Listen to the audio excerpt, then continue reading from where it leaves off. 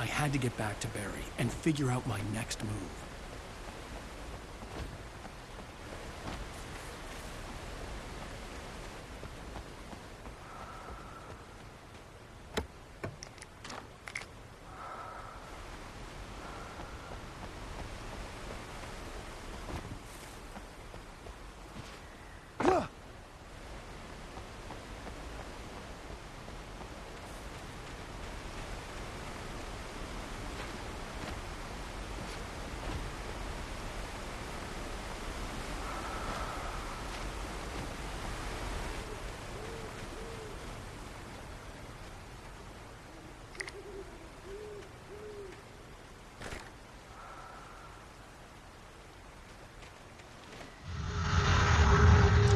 Shaping this area of dark foggy forest into a playable area has been challenging. We wanted to give the player the impression of being lost without making the navigation ever annoying. Also, we noticed that the journey has been quite long through the national park and many players wanted to pick up the pace this far. This basically meant that we did have to close off some of the branches we originally thought would be great to explore here.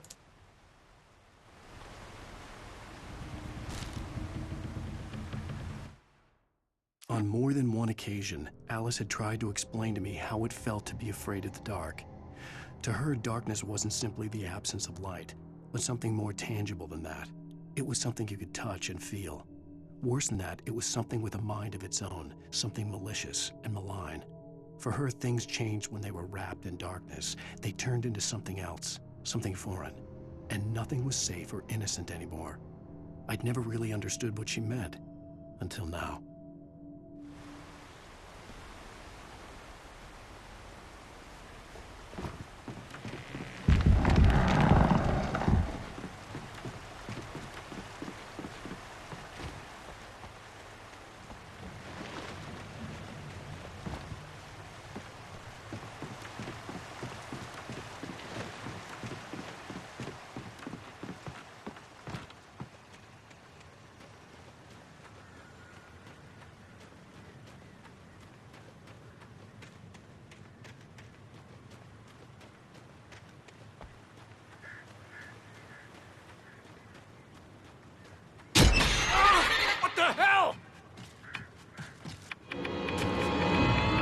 Rusty had warned me about these traps.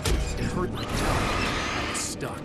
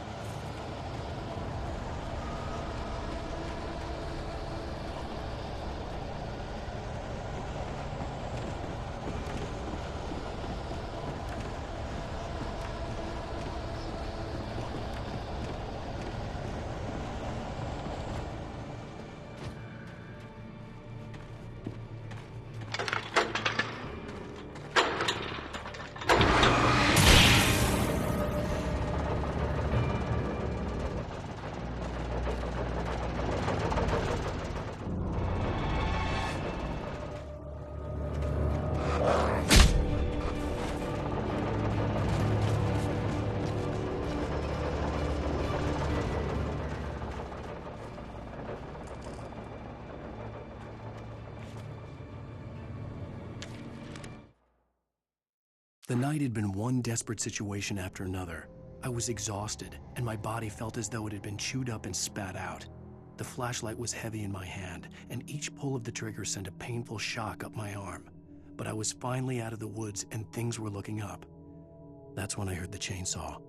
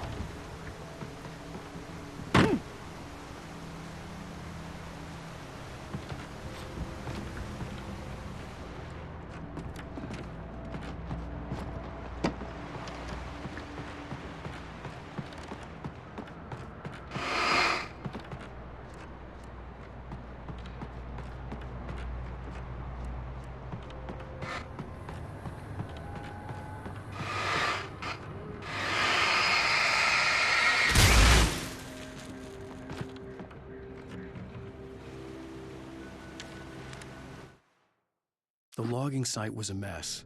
The modular office had been pushed off the cliff. Deputy Thornton climbed up from the wreckage excited, breathing hard from the exertion. Nobody there. It's weird. Don't you think that's weird? Bored, Mulligan let out a mighty snort. Hell, it's always weird, Thornton. Just a question of sorting out what kind of weird it is this time around.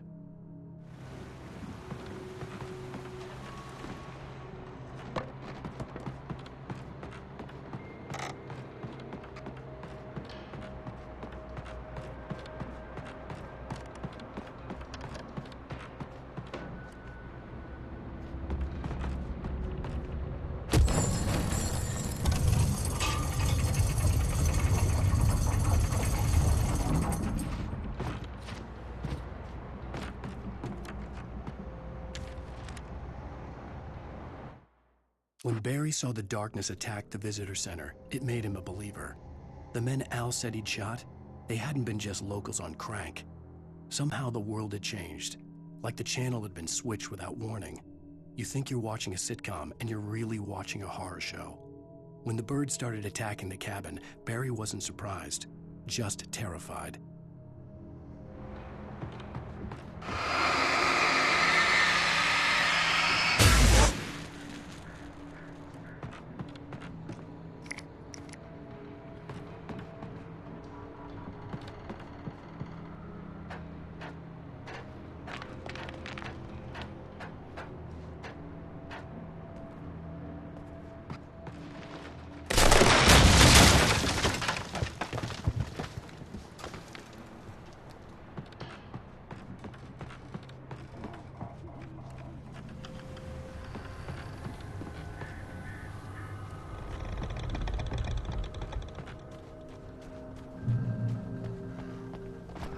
Beware of Widowmakers!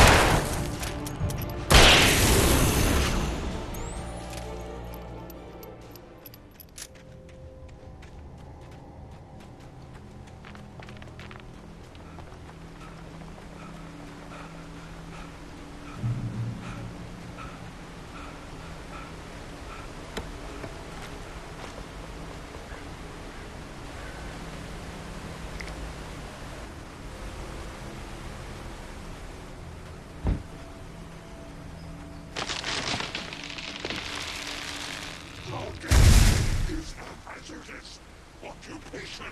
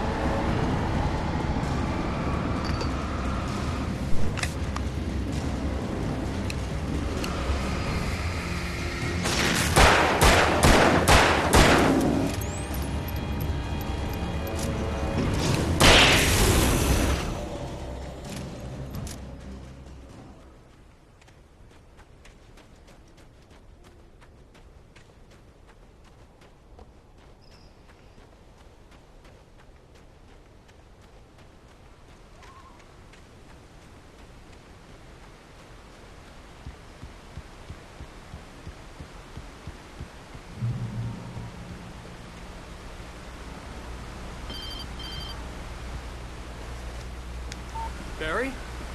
Ow! The porch is covered with birds. They've got all Hitchcock on me. Stay out of sight. I'm on my way. Don't open the door. What am I, crazy?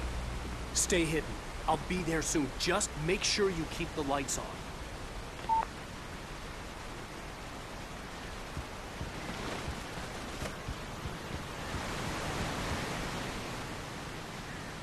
I still had to reach Barry at the cabin, but at least I was out of the woods.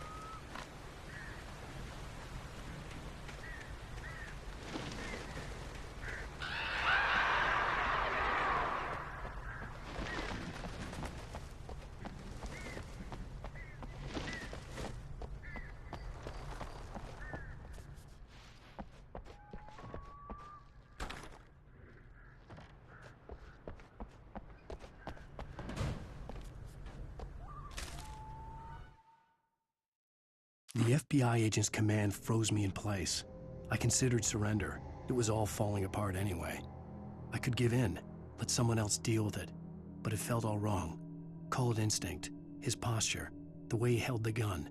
He was no friend. Shots ringing in my ears, I leaped for the hole in the fence and stumbled into the darkness beyond.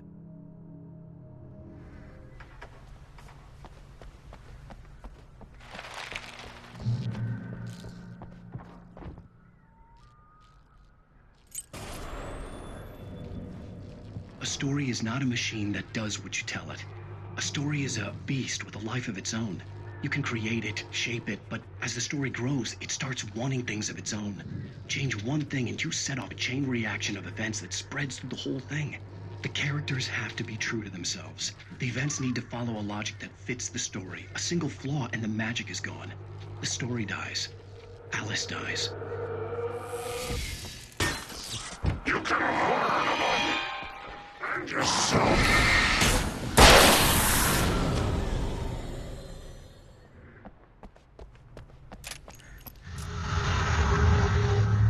Here we have the first driving scene. The vehicles were originally designed to be used as weapons against the dark forces. The headlights are used to burn the darkness away, and you finish them off by driving over them. Along the way, vehicles became a more important part of level design, and scenes which use vehicles are clearly differentiated from basic foot combat sections.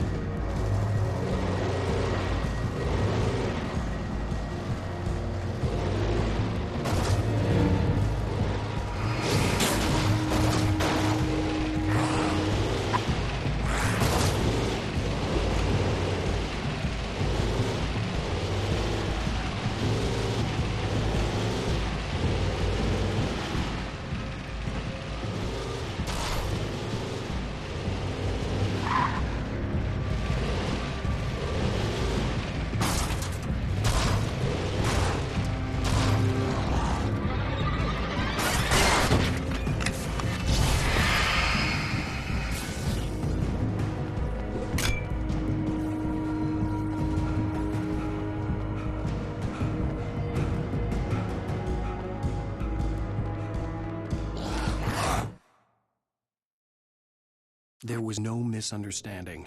Cauldron Lake was where Alice and I had stayed, but there was no cabin and no island. I was missing a week. What had happened to me? What had happened to Alice? I had to get her back. I couldn't face life without her.